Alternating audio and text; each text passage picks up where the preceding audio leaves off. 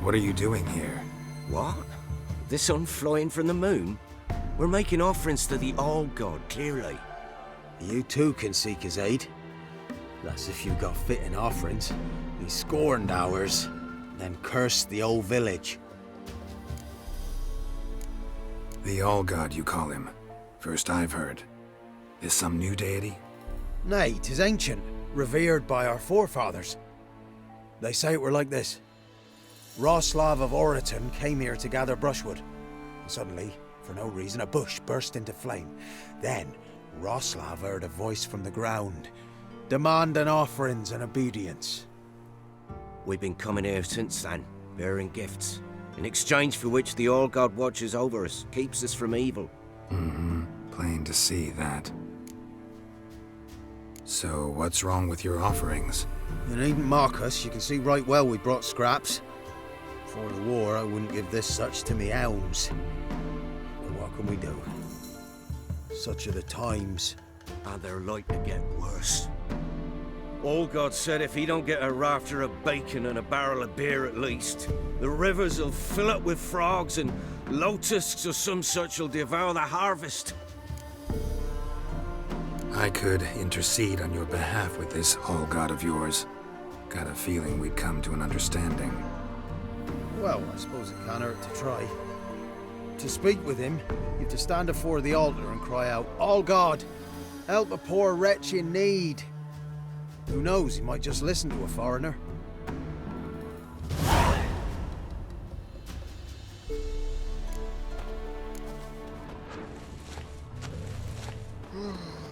Oh, All-God, help a poor wretch in need. Pretty please. How dare you disturb my divine rest, mortal? I dare disturb it because I want your divine self to lift the, curse you cast. Those peasants really don't have.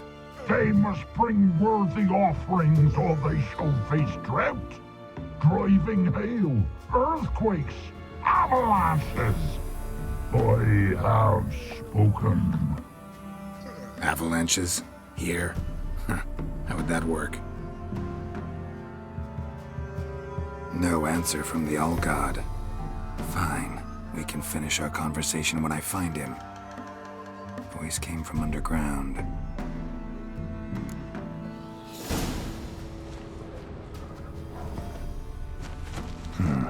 Wine. Or more like vinegar. Someone drank it anyway. Could follow the scent.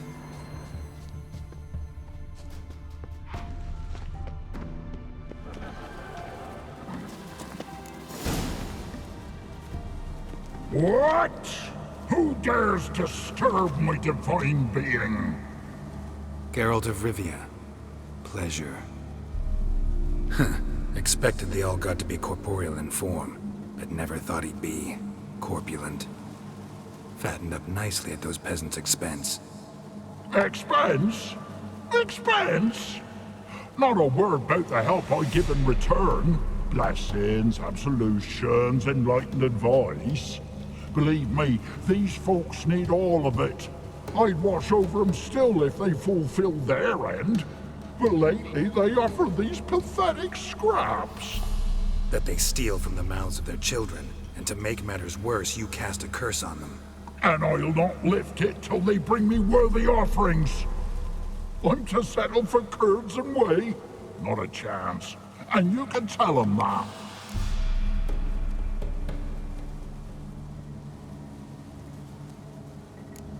Been in this hole long? For a century or so. One winter I found shelter here. Built a fire so large the flames leapt through the crack, lit the bushes above.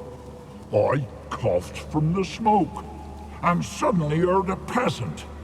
A voice out of nowhere, he called. A miracle. Thus, I became a god. Parasite, more like. Maybe so.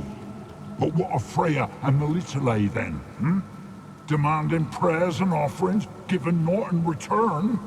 I talk at least.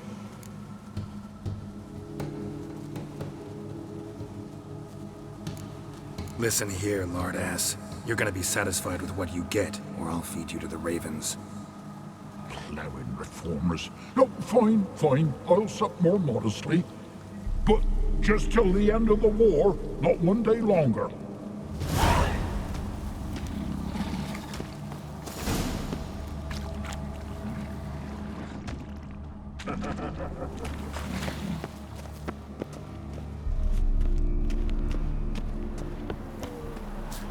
Anything new?